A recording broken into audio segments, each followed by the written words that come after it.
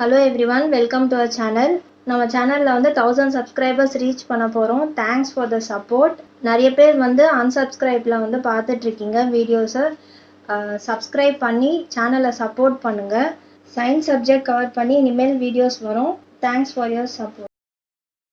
இந்த வீடியோல 10th standard NCERT Maths chapter 6 trianglesல exercise 6.4ல 5th sum பார்க்க போறோம்.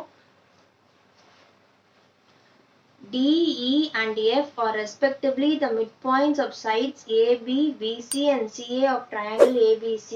Find the ratio of the area of triangle DEF and ABC. என்ன கொடுத்திருக்காங்க? இதுல என்ன கொடுத்திருக்காங்கன்னா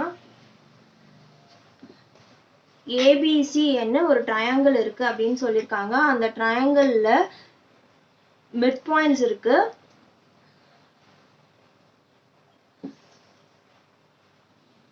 இப்போ வந்து ABC இது வந்து ABCன்ற ட்ரையாங்கிள்ல DEF ன்னு மிட் பாயிண்ட்ஸ் இருக்குன்னு சொல்லியிருக்காங்க. such that D வந்து மிட் பாயிண்ட் ஆஃப் AB அப்படின்னு சொல்லியிருக்காங்க. அப்படின்னா D வந்து மிட் பாயிண்ட் ஆஃப் AB, அதே மாதிரி E வந்து midpoint of BC. E is midpoint of BC and F is midpoint of AC அப்படின்னு சொல்லியிருக்காங்க. ஸோ இப்போ இந்த 3 பாயிண்ட்டை நம்ம ஜாயின் பண்ணும் போது நம்மளுக்கு ஒரு ட்ரையாங்கிள் கிடைக்கும்.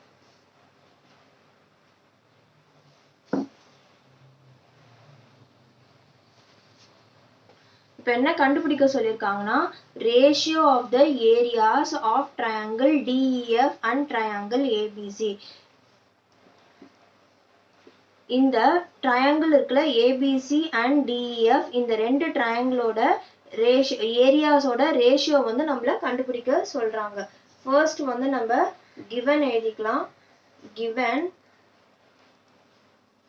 D is the midpoint of AB,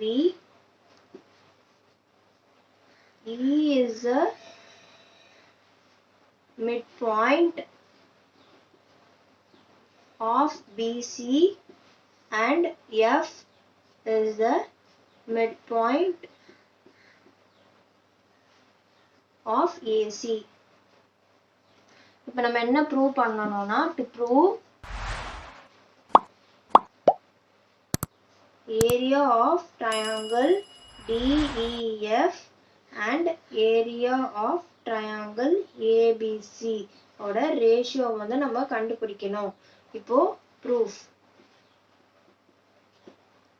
இப்போ நம்ம ஏற்கனவே வந்து givenல வந்து பார்த்திருக்கோம் D and E are the midpoints of AB and BC அப்படின்னு பார்த்திருக்கோம். அப்போ வந்து நம்ம midpoint theorem வந்து உங்களுக்கு ஞாபகம் இருக்கும்னு நினைக்கிறேன்.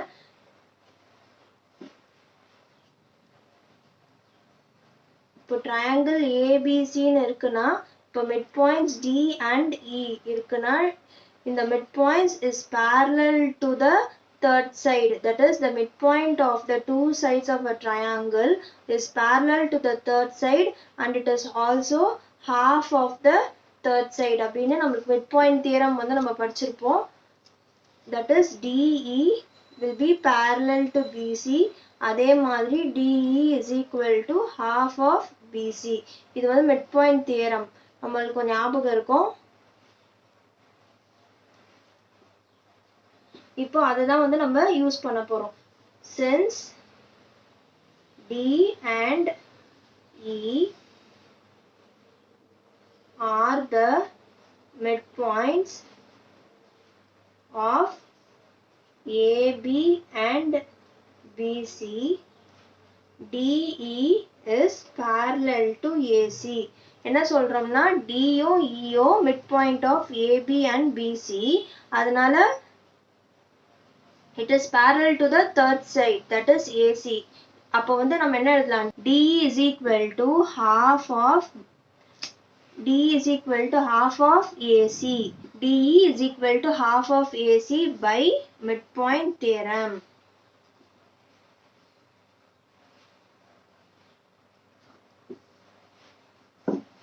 அதே மாதிரி இப்போ E and F. இப்போ இங்க பார்க்கும்போது E and F are midpoints of BC and AC. அப்போ EF இப்போ இதுல என்ன வரும் EF is parallel to AB and EF is equal to half of AB அப்படின்னு நம்ம எழுதலாம். இப்போ வந்து இங்க Eயும் F எடுத்துக்க போறோம். அடுத்தது since E and F are midpoints of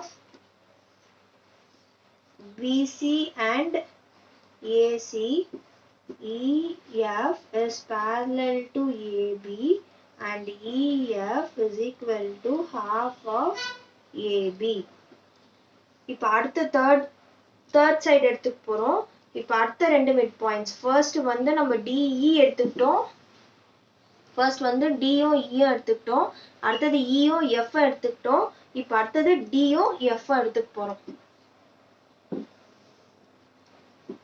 Since D and F is the midpoint of AB and AC, DF is parallel to BC and DF is equal to half into BC அப்படின்னு நம்ம எழுதிக்கலாம். இது எல்லாமே by midpoint theorem.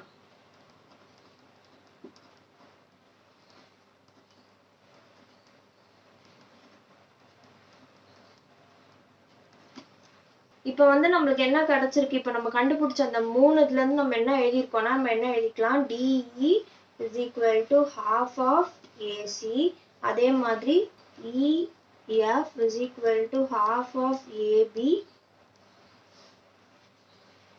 அதே மாதிரி DF is equal to half of BC அப்படின்னு எழுதிக்கலாம். இப்போ நம்ம இந்த half அப்படியே வச்சுக்கிட்டு இந்த AC மட்டும் நம்ம இந்த பக்கம் கொண்டு வர போறோம். எல்லாத்துலயும் அதே மாதிரி எழுத போறோம். So DE by AC is equal to half. அதே மாதிரி EF by AB is equal to half. அதே மாதிரி DF by BC is equal to half. இப்போ இங்க பார்க்கும்போது இது எல்லாமே halfக்கு ஈக்குவலா இருக்கு. That is 1/2 equal to 1/2 equal to 1/2 and equal to 1/2 அப்படின்னு இருக்கு. அப்போ ரைட் ஹேண்ட் சைடு எல்லாத்துலயுமே ஈக்குவலா இருக்கும் போது லெஃப்ட் ஹேண்ட் சைடுமே நம்ம ஈக்குவல்னு எடுத்துக்கலாம். ஸோ நம்ம என்ன எழுதலாம் DE by AC is equal to EF by AB is equal to DF by BC அப்படின்னு எழுதலாமா? இப்போ நம்மளுக்கு என்ன கிடைச்சிருக்கு DE by AC is equal to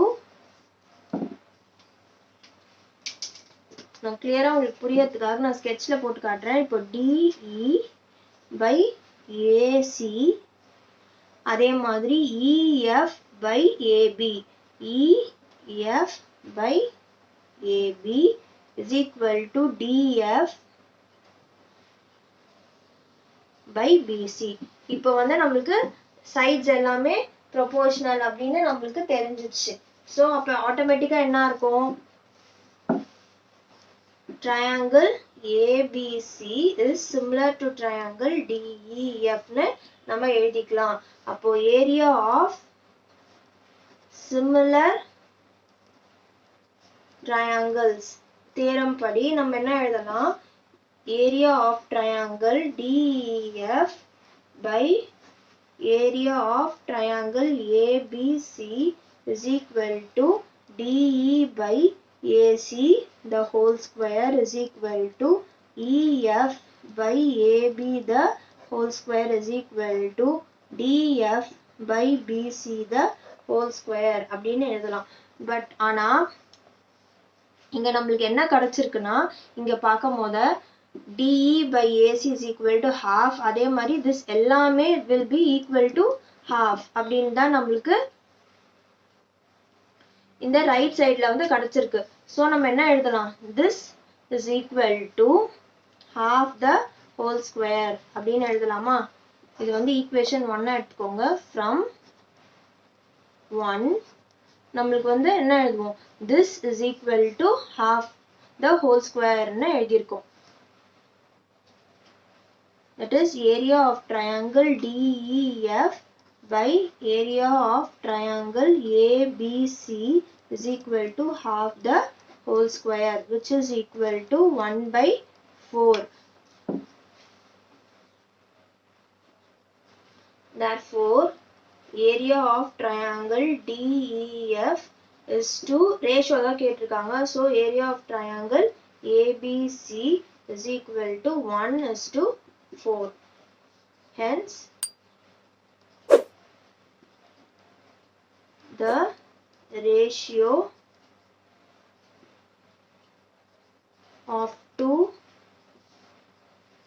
triangles are 1:4. இந்த வீடியோ இதோட முடியுது. இந்த வீடியோ பிடிச்சிருந்தா லைக் பண்ணுங்க, ஷேர் பண்ணுங்க, சப்ஸ்கிரைப் பண்ணுங்க. டவுட்ஸ் எதனா இருந்ததுன்னா கமெண்ட் பண்ணுங்க. தேங்க்யூ.